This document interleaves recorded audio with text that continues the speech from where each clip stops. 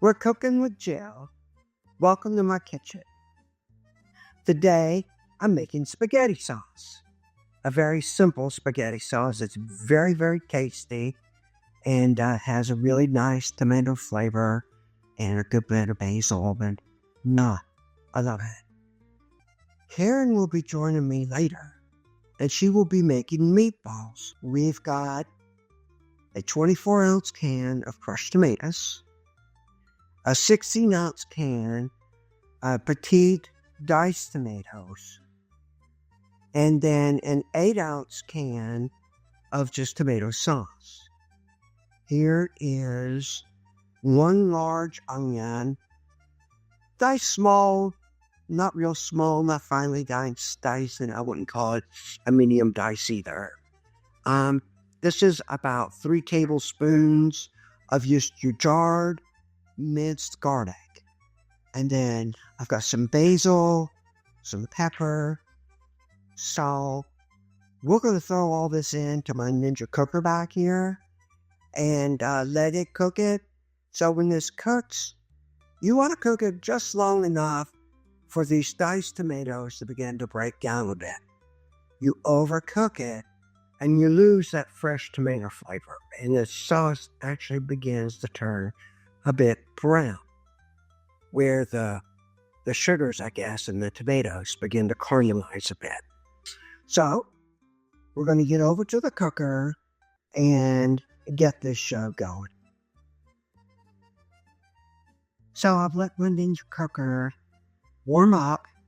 I've got it on sear and sauté, and it's on high. It's pretty warm in there now.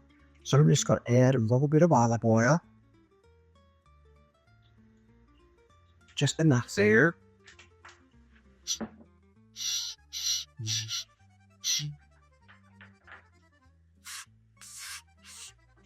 Now I'm going to add those vegetables.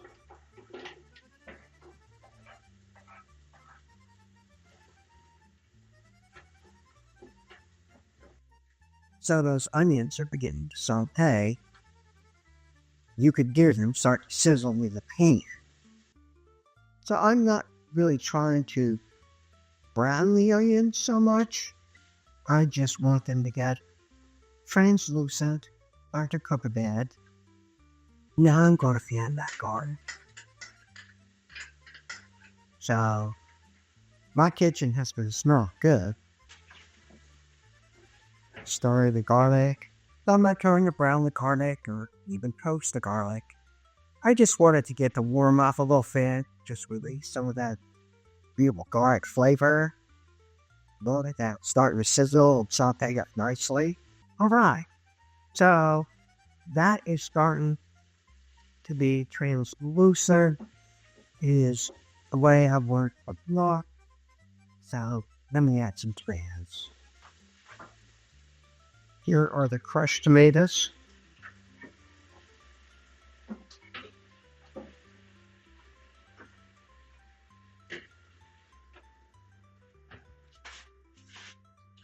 Here are the diced tomatoes.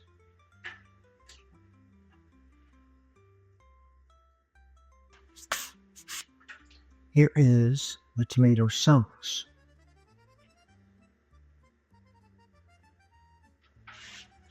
So I'm going to add some salt. There's 1 teaspoon. There's another teaspoon. Let's call that 3 teaspoons of salt. Black pepper. There's a teaspoon of black pepper. And that should be just enough black pepper. Now, let me put some basil in here.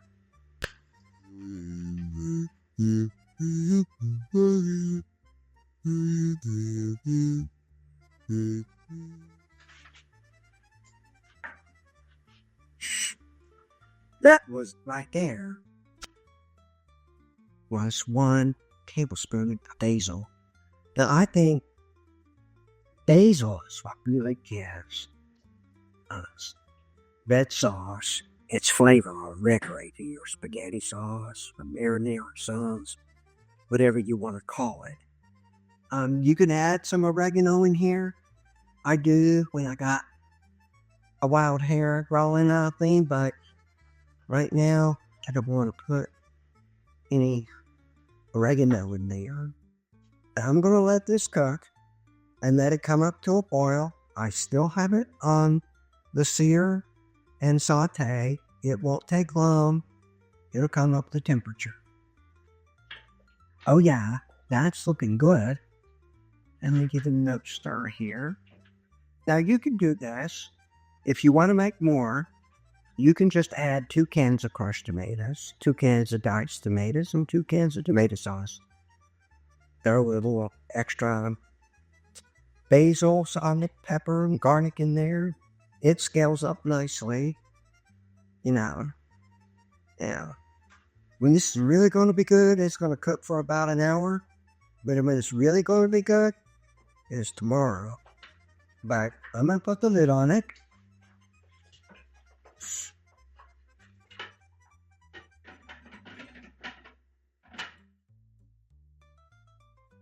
And now I'm going to put it on slow cook.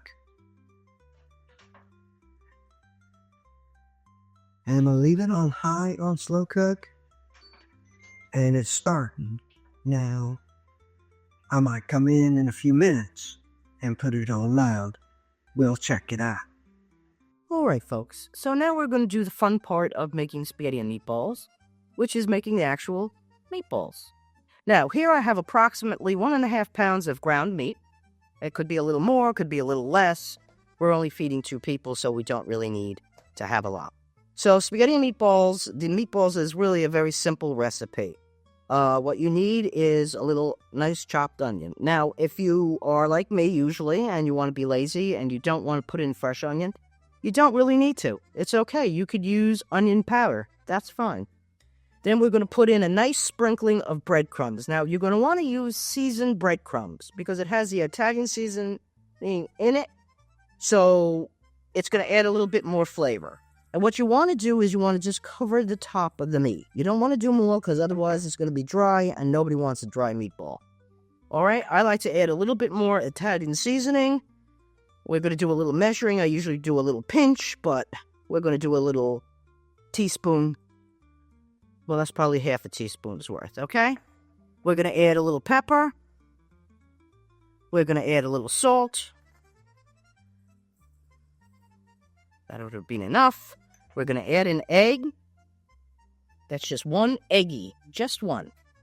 We're going to add a little bit of Parmesan cheese. Now, the Parmesan cheese, if you add too much, what ends up happening is it comes through the meatballs, and then you have a lot of cheese in your sauce and not a whole lot in your meatball. So you want to go a little slow on the Parmesan cheese. And last but not least, the secret ingredient, ketchup. That's right, folks. You add a little bit of ketchup. And that just adds a certain moisture to it and makes it nice.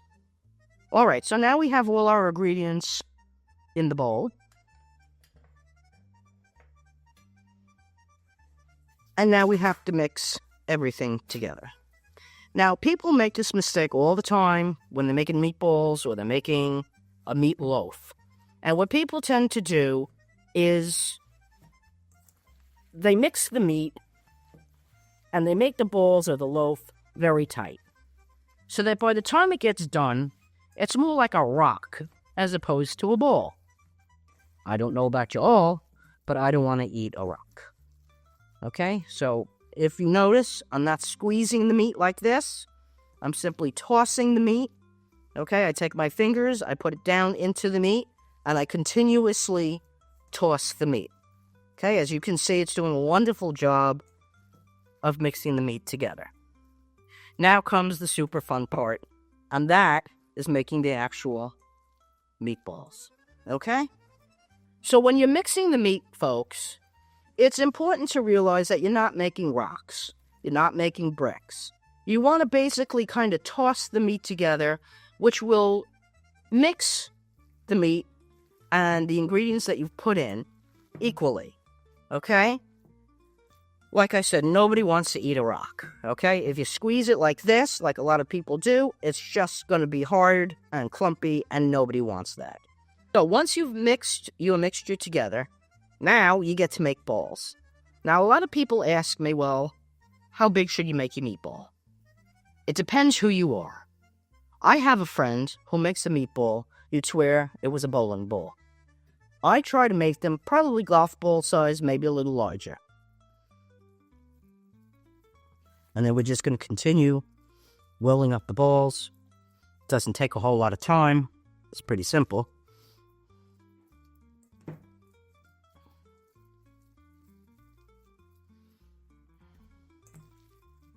And again, you don't want to push down on the meat.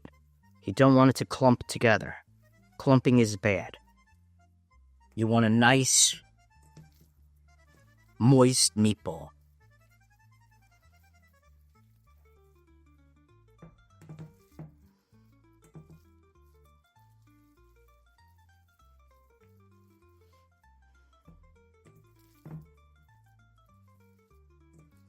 Try to make them all the same size, if you can.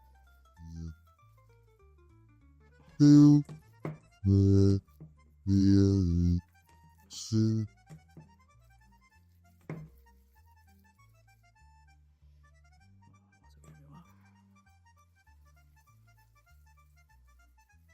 there we go. Now, before you go ahead and add that to your sauce, you're going to want to go ahead and wash your hands. So that is simmering nicely. It's been going for about 40, maybe 45 minutes. And those small tomato pieces are starting to break down a little bit. I don't want them to disintegrate. I just want them to be cooked well.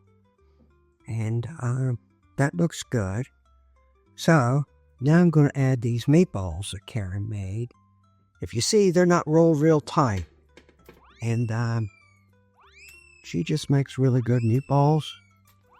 I've tried. They're just not as good as hers.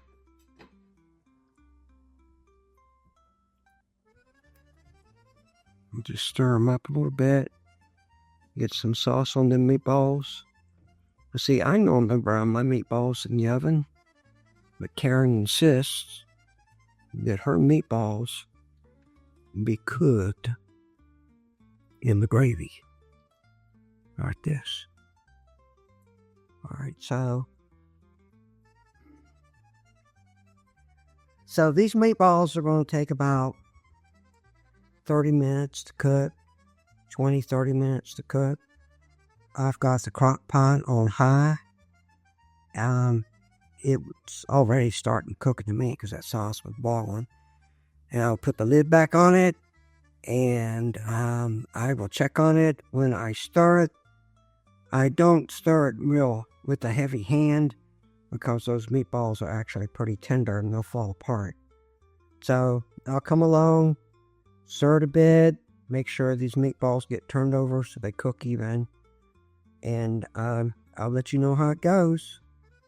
Now that's been simmering for about 15 minutes, maybe 20.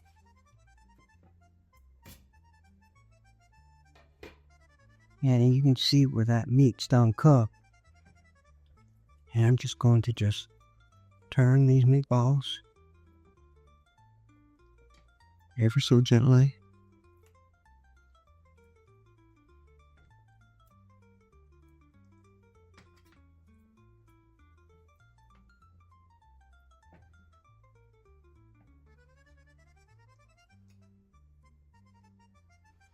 And I'm just going to put a little bit of that gravy right on top of the meatballs.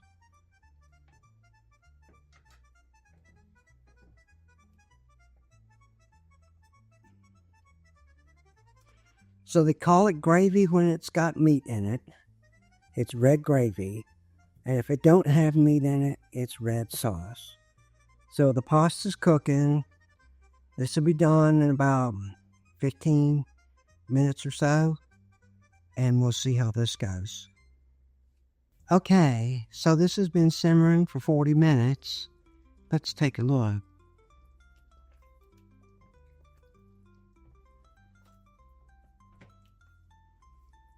So those meatballs are certainly done. So it's time to plate this up. So let's throw some meatballs on there.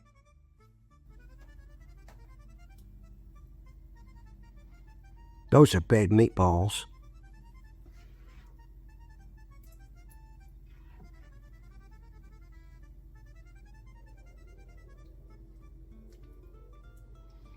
Match.